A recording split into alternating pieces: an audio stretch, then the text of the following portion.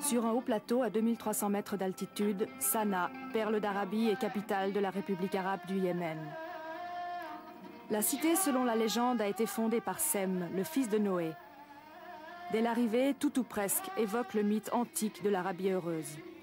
Pourtant, un voyage au Yémen, c'est aussi un voyage au pays des contradictions.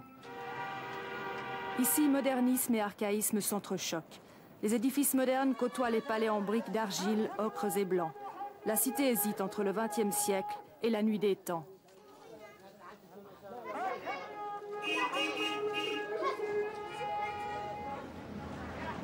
Le poignard traditionnel à la ceinture, le khat, la drogue nationale à la bouche, les Yéménites ont du mal à prendre pied dans l'ère moderne.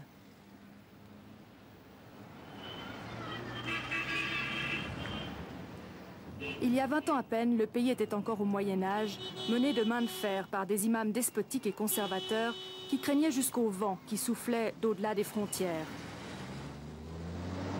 Dans l'ancien palais des imams, transformé en musée national, le conservateur évoque cette époque si récente. C'est lui qui commande tout le pays, vous savez.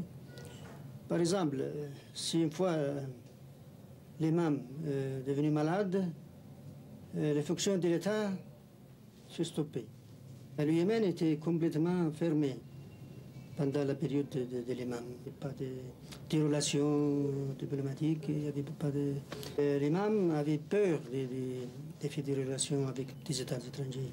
Et le peuple en souffrait? Ah, certainement, il souffrait, il n'y avait rien du tout. Parce que nous n'avons pas de... Par exemple, du sucre, nous n'avons pas du pétrole, nous n'avons pas des éléments, hein, rien du tout. La révolution de 1962, suivie d'une guerre civile de 7 ans, eurent raison de l'imama. Les républicains, aujourd'hui au pouvoir, s'y étaient opposés aux tribus fidèles à l'imam. Aujourd'hui encore, de nombreuses tribus ont du mal à accepter la victoire républicaine. Nous sommes ici à Toula, à 25 km de Sanaa. Le pouvoir central a tenté d'interdire le port des armes à feu. Il y est parvenu dans la capitale, mais dans les campagnes, personne n'en a cure.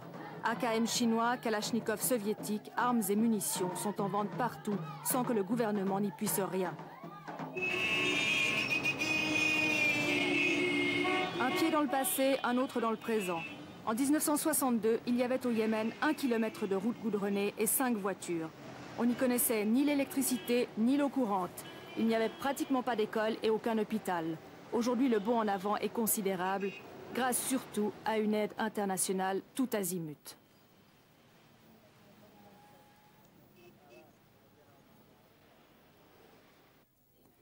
Nous sommes à Taez, deuxième ville du pays, dans un hôpital suédois. La majorité des citadins yéménites ont désormais accès aux services médicaux, ce qui en revanche est loin d'être le cas à la campagne.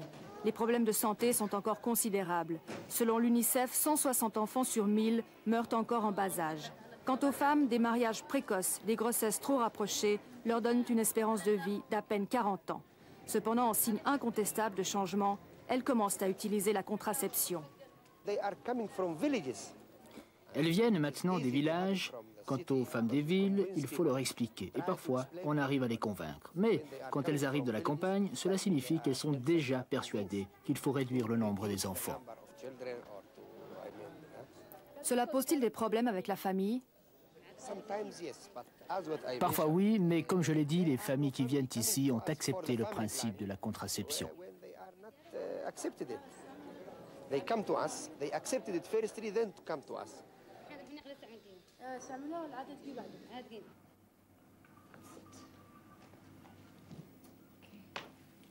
Ahmet Al-Elim Soussoua est présentatrice et productrice à la télévision yéménite. Femme et vedette, chaque soir à 21 h, elle annonce à visage découvert les nouvelles au pays. Seule concession, le foulard qui cache sa chevelure. Pour Ahmet, c'est un défi qu'elle lance à ses concitoyens. من الله سبحانه وتعالى بهطول أمطار غزيرة ونافعة على مركز ناحية مقبنة وعدد من العزل المجاورة.